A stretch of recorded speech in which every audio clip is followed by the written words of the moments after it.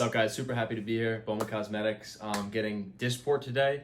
I currently use Noxzema and sunscreen every single day pretty consistently. So I was just wondering, like, what other products can I use to like add on to those products? Because I really love those, and I'm sure you know some other recommendations. So your skin type is number 8, which is OSNW. So that means you do have a little bit of, you're wrinkle prone basically, because you have light skin and with the sun exposure.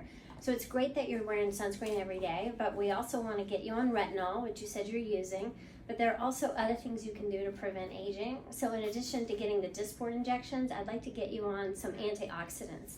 And like vitamin C, for example. So vitamin C can really help your skin make collagen and help protect you from any sun.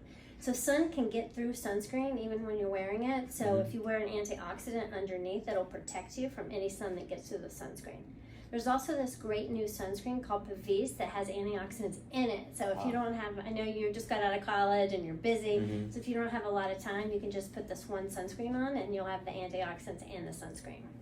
Sounds great. Awesome insight.